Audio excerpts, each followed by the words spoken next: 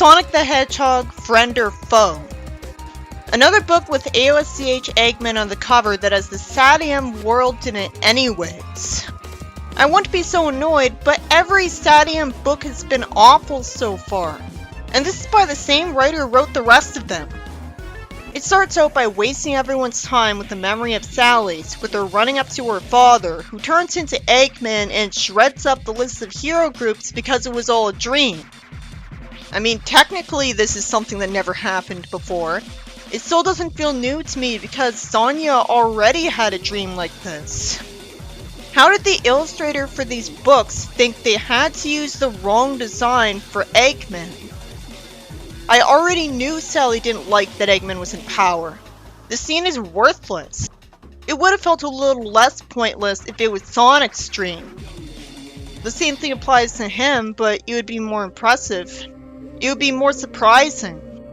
When she wakes up, it continues wasting her time because she tells Antoine her dream. The story says Antoine used to be a guard in her father's palace, which makes no sense because he was just 5, like the rest of them were, when the kingdom was taken over. So he was a 5-year-old guard from nepotism who was surrounded with real guards anyways, apparently. Well, he actually works better as a character if he's older than the rest of them. Sally says that ever since they had found the lists in Eggman's Fortress last book, she hasn't been able to rest, even though she just did. Why would getting good news give her nightmares? She feels some wind and smiles because she figures it must be from Sonic running up to her. For no reason, Sonic says she's been playing, and Antoine is rude to him for wanting to go on an adventure, when they rely on that. Sally tells them not to start bickering again, and Sonic admits that doing so is a waste of time. Antoine calls him stupid. It's obvious he only mistreats him from jealousy, but knowing the in-universe excuse doesn't keep something from being bad writing. There's no reason to have Antoine in most of these books. He's not worth it. He never gets karma. Rotor could have tripped Snively in the last book. At least he's not written to waste a whole bunch of time with being a coward and lying about it, but he wastes just as much time arguing with Sonic. At least the books don't waste as much time as the show does with Sally arguing with Sonic in every episode. But Antoine fills that role anyways. It gets rid of my biggest problems with SatAM, but it replaces them with stuff that's just as bad. Somehow, Sally thinks Sonic could help her plan the next adventure instead of trusting herself to make a good plan, even though her convoluted plans always magically work out or else the plot wouldn't go anywhere. And she never asks for his help with the plans. Sonic says they don't need a plan, and he is right, because if they know where to go to find all of the heroes, they only need to have Sonic do a meet and greet, which would only take a few minutes. He could bring them a photo of his friends, so he doesn't even have to bring them. Or if they insist on it, he could have his friends hold on to each other with one holding him, so they would all meet them in seconds. Sally explains that the list doesn't give their exact locations for literally no reason. It just refers to general areas. And she doesn't even explain that the king couldn't have possibly known where exactly they would move to after Eggman took over. And so this makes sense. So what? Sonic's so fast that he'd still find them in no time on his own anyways. They really don't need a plan. Sonic humors her that sounds good to him, and there's more padding until it has Sonic visit Rotor and care enough about him to ask what he's making in the workshop. Rotor made a device that he calls an MFG that makes a powerful magnetic field destroying any robot they'd find, and he never would have made this in SatAM or Archie. That's only going to be needed for adventures where Sonic and Bunny aren't with the others who are also in danger. Continuity was established, so I know the heroes can fight robots here. The problem is, tension is kind of the whole appeal of SatAM other than the characters, and that's gone when the heroes can fight robots. Because why is the action engaging if it's really easy to deal with? Sonic calls Rotor's gadget awesome, and when Rotor tests it out, every metal tool comes flying towards Rotor, requiring Sonic to pull him out of the way. How is Rotor so stupid? as to think using a big magnet in a workshop was a good idea. Why does the narration recap that Bunny is half robot, and why? The book is boring enough because it's a book. Move faster! She comes flying to the workshop. She was already bothered by a magnet in Archie. It's just a different place this time. Rhoda turns off the machine and apologizes. Bunny forgives him instantly and is also smart enough to say anything that'd stop her robot is okay to her. Sonic says he's glad she's here. They have a good chemistry. I wish it was just the three of them in these books. Sonic, Bunny, and Rhoda meet up with Sally and Antoine and walk all the way to a boulder in front of a cave. The book didn't have to call them brave when I already knew that. Why didn't they have Sonic run while they formed a chain behind him to get them here way faster? I assume hiked means walk, which is so stupid. They can get exercise anytime. Sonic calls the rock an oversized pebble as a sarcastic quip. His dialogue's always more interesting than the others. I'm just always living in dread of him saying some lame, dated slang. Once again, Bunny's given a limit to her strength because she can't push the boulder. But it's not like it's made of concrete. Why doesn't she try to punch or kick it?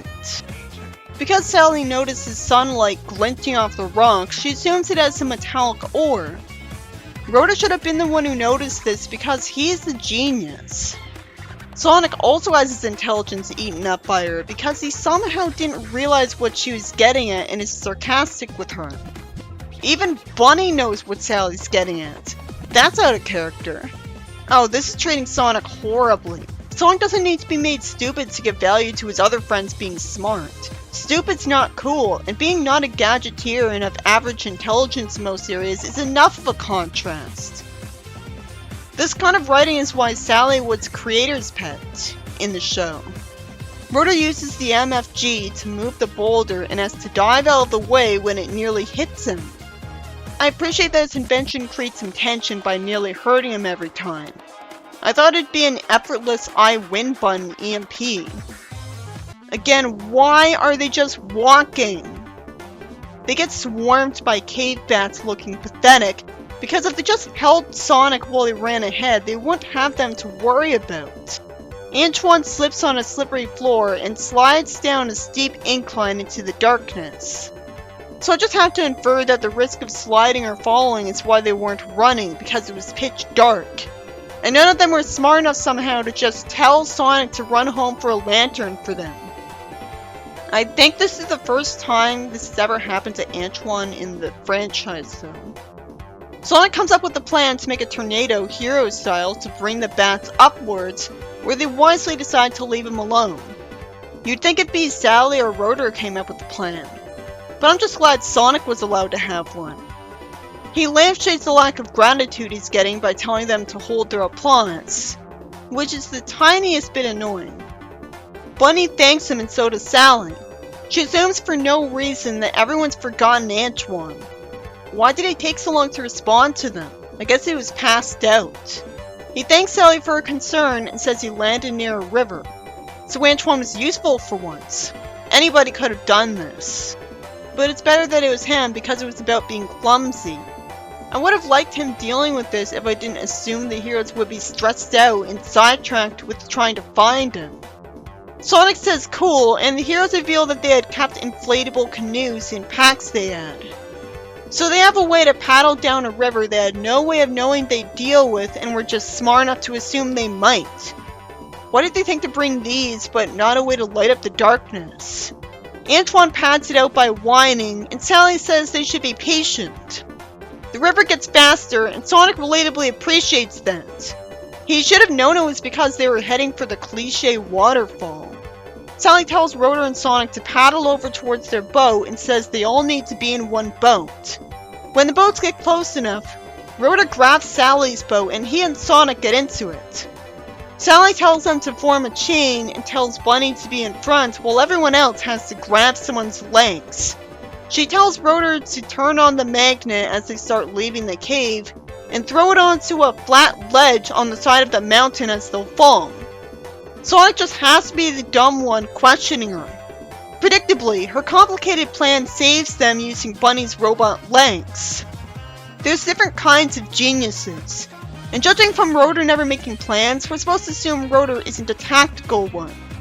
It's a bit confusing in a group that already has the smart one in it, so it's a shame that the only usual purpose Sally can serve is this one then. Because no one would have been skeptical of a gadgeteer also being good at thinking up plans. You could have rewritten it so that Sally had Rotor's talent and Rotor never existed and saved money for Sadie M, and she would have just been more popular. It's a kid's series with a magic hedgehog, so no one would have been skeptical that Sally was a gadgeteer. It's also a shame that Sally's whole purpose so far is just making plans, when Sonic is fully capable of doing that. Sonic says way to go and uses marine slang, calling it an ace's plan. Antoine says well done, and somehow Bunny says she never thought she'd be so glad to be a cyborg, even though she already learned that did her a favor. I wonder if the magnet's gonna get smashed. The heroes have some rest, and there's some padding until the next morning has them get woken up by robots aiming lasers at them from hovercrafts. Somehow Antoine thinks they're doomed, and they waste time hiding behind trees instead of them all telling Sonic to grab them and run ahead.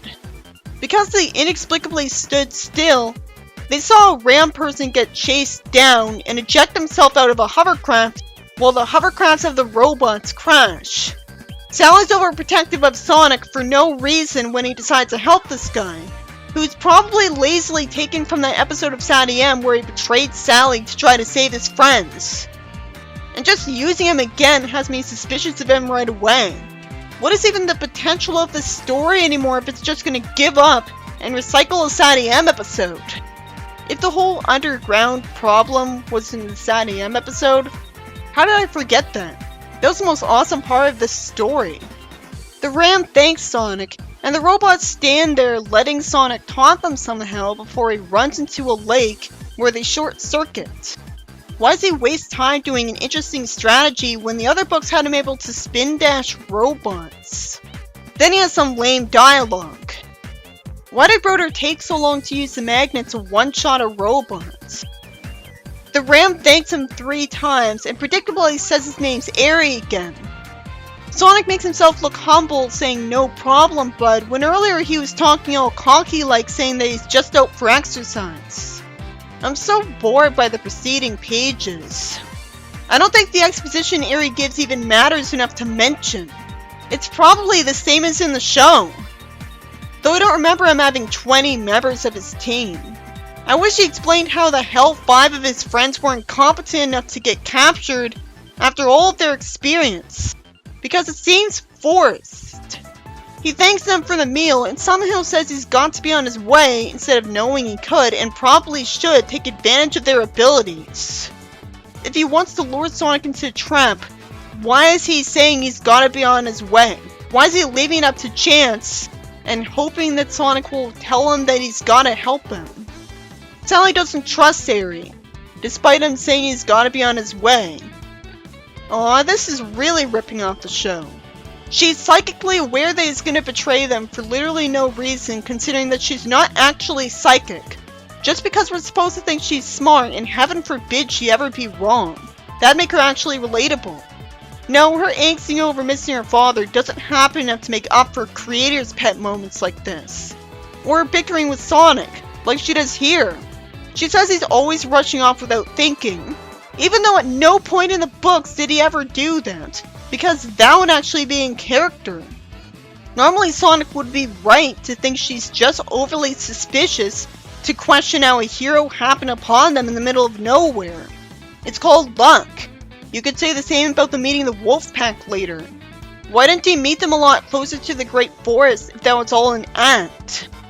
She has a better point that it's weird that everyone but Airy was captured, considering that robots don't ever give up.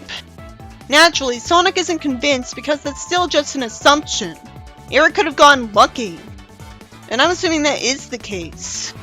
So if the writer really does rip off the show, this would be a creator's pet moment for her. But at least one that Sadie M is to blame for, not the writer.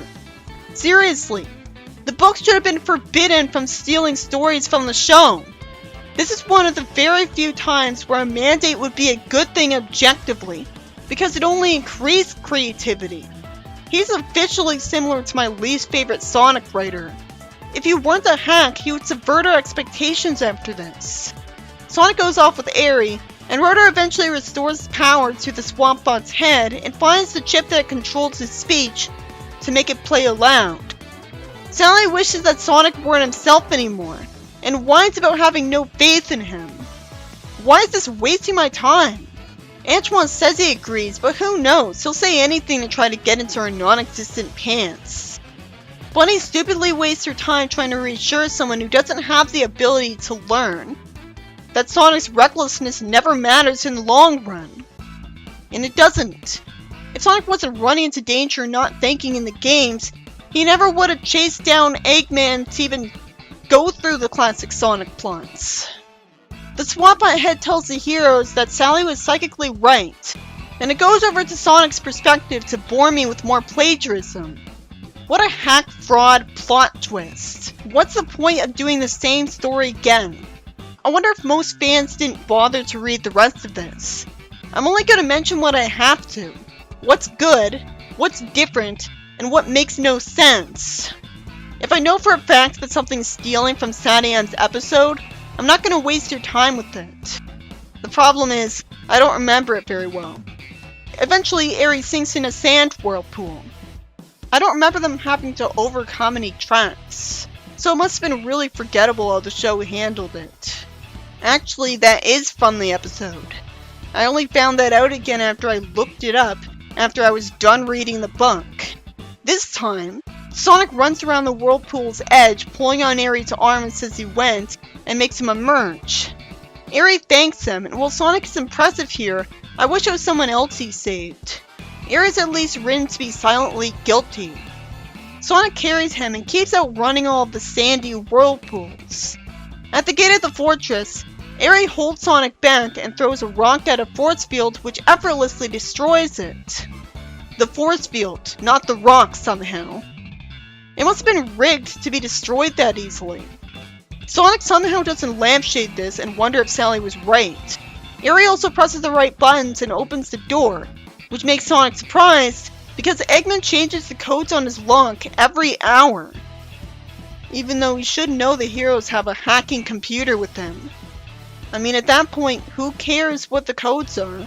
She's gonna figure them out and hack into them anyways. The gate slams closed behind them, and a robotic arm grabs Sonic to pull him into the wall anyways. Eri apologizes repeatedly in a whisper and says he had no choice. Yeah, he did. I hate that the story wastes my time with Sonic's friends slowly following Sonic's trail and stating the obvious, like Antoine saying he doesn't want Sonic hurt. I'm so bored. Sally says Sonic's valuable and also says he's their friend. Only a complete idiot wouldn't know that. And Antoine comforts Sally when she whines that she always hopes that they would see that fortress for the last time. No duh. If you don't want to be a hero anymore, give up and stop whining to your friends. She's like Belle. The pacing keeps stopping to focus on her angst. I wish it only switched back to their point of view right before Bunny aimlessly kicked a stone into a sandy pit that they didn't know was there. How convenient that she did that on a whim. I guess it's believable. It's a response to her own stress to feel like she has power over something. Oh, for fuck's sake, I thought I'd at least have the integrity to not rip off the pinball table element from the episode. That's the most memorable part, so everyone's gonna know what you're doing. Sonic's used as a pinball by Eggman, just like in that. Nothing to see here. Like last time, it's nice that it's a reference to the games, but it should have just not even shown Sonic's point of view if it's gonna be derivative. Literally nothing new happens until Rotor uses a magnet to make the door to the fortress slam to the ground, so that Bunny and Rotor could smash apart the robots holding Eri. I think Bunny should have slammed the door though. I feel like the book officially crossed the line by not having Bunny able to do anything to that boulder. At some point you start wondering if she's being nerfed, because they don't explain the chemical composition of the boulder compared to the concrete from earlier. It's hard for me to believe that a rock is as good as concrete. The point is, why even have Bunny around if you're not going to take advantage of her super strength? I hate that the heroes just do nothing and talk to Eri when Sonic's in danger at the moment. Again, that's the writer making the characters look worse than they're intended to be. Bunny used her robot hand to slide open a panel, so she was useful. And Eri says he should be the one to save Sonic since he betrayed him. Sonic's distracted enough by yelling at him, asking a stupid question, to get hit by a pinball and nearly knocked into the vortex. He should have known if Eri was here to antagonize him, he would have just immediately started attacking him and not looked upset in his expression. Eri saved Sonic, the story doing that to rip off the episode. But I have to say it because you'd have no idea what was going on if I didn't. I don't actually remember if Eri and Sonic ramming into the pinballs and upping their score made the vortex disappear. I would expect pulling a lever or pressing a button outside of the pinball machine to do that. Why would Eggman make it possible for them to do anything to get themselves out of this? Also, why in the hell would Eggman put Sonic in a trap that would risk him being lost to a vortex, when what he wants to do is roboticize everyone, and that would prevent him from doing that to him? Sonic's just a special case where he's admitting defeat because he's so powerful, even though he's supposed to be very stubborn and arrogant, and he would be extremely useful roboticized if he was just as fast that way. According to Archie, he is. A ball gets hit by Sonic, so they get to escape. Eri tells them he discovered a secret exit when he was here before, and leads them far away from the fortress. So finally it does something different by changing the ending. This time, it doesn't have Eri get trapped in the void. And that is a better ending because his actions in the story were understandable, being motivated by the desire to do the right thing. He was still wrong because Sonic's team is probably much more capable of fighting Eggman than his own team if they got captured. Not to mention you practically never see any Sadiam or Archie background characters have magical powers. So he was letting his personal preference for his friends blind his judgment. He was given two choices, to either do something harsh by betraying Sonic, or also be harsh by giving up on his own friends for the greater good. Game Purists always hold it against Sally when she makes or considers harsh decisions that her friends don't like for the greater good. But I'm willing to bet they wouldn't have held it against Eri if he abandoned his friends in favor of Sonic, just because Sonic's a game character. If Sally abandoned other friends of hers who had no special powers and abilities because the alternative was betraying Sonic, I bet she'd still be called evil because she already is literally called that by people who don't understand complicated moral choices. For example, they completely overreacted to her considering not risking destroying the world by making a plan to free Enerjack Knuckles. They completely overreacted to that and called her a horrible person, even though she clearly looked upset about it. If he destroyed the world because she freed him from the egg graves, that would destroy Sonic too. He planned on remaking the world. What if he remade the world without Sonic in it? Eri thanks Sally for being polite enough to ask him to stay with them for a while. And he says he's got to get back to his remaining friends. Sally's polite enough to say she understands instead of getting mad at someone making a decision she disapproves of. Because she's actually mature here, which is why she and the rest of her friends aren't being ready to mistreat him, and she even wishes him good luck and shakes his hand. It's more than he deserves, obviously, so it is a little frustrating. But I've already seen the alternative with her glaring at Fiona and Archie, and that image is burned into my brain. Sonic says they'll see Eri again, which doesn't turn out to be true, and calls him Bud, and even tells him to be sure to visit if he's in the area. It's a bittersweet level of heartwarming. Eri sweetly says that he will, and sadly, the story ends without anything bad happening to him for comedy relief. Him suffering because he had to save Sonic doesn't really count because he's already used to going on dangerous adventures. He's a freedom fighter. Him being trapped in the void was complete overkill. I mean, he should have tripped, or burned himself on hot soup, or fallen down a hill. Just a few instances of comedy relief against him, so the ending isn't just annoying. Maybe it was misguided to change the ending. And a complete waste of time too, because what do you think was going to happen? That this would override the canon of the show? It's a book that nobody talks about. And it's not like in his next books he's gonna use Eri. So it's for nothing. I like that Sonic calls their adventure a success. Obviously I've been replacing the word mission with adventure because some people have overreacted to his adventures being called missions in Western media. Even though he still treats them like fun little adventures. And functionally, they're the same thing as adventures. They fit the description exactly. Sally finally shows some optimism for us for once. And Sonic ends the story by saying way past cool twice, which through no fault of the story ended up being extremely lame because that slang went out of date. But they didn't have a crystal ball. This story was by Michael Teitelbaum. This story fucking sucked for me. Because it plagiarized an episode of the show, which is insanely boring if you watched it, which chances are you did. He shouldn't have been allowed to do this. Not if he was going to make it so similar to the episode that it was actually recognizable as it. This combined with the pacing being shit to be unbearable once Eri showed up. But it is a better plot than that episode, since most of the changes are good. Rhoda makes the magnet instead of Sonic just conveniently finding it. There's no game-breaking dulcie in the story. I think the story was okay before Eri. That part where they avoided falling off a waterfall was awesome. I just read, in the episode, Sonic tries to use a ring that he shouldn't need. Glad that's removed.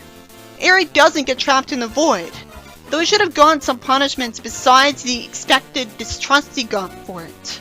What's awesome is the story doesn't end with Sonic being ridiculed by Sally for trusting Eri, and getting electrocuted and looking silly from it. And Eri in this book doesn't need the magnet itself to save Sonic.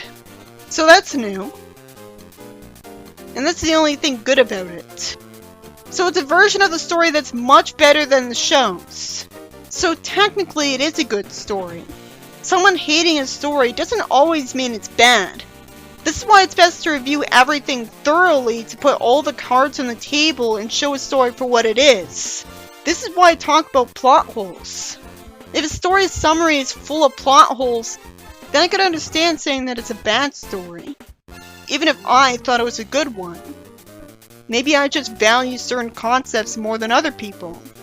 I only hate it because I saw the episode first. It can try as hard as it wants to adapt a plot, but it's never gonna top it because it's a book. It's only gonna have like 1% of it be better than the story.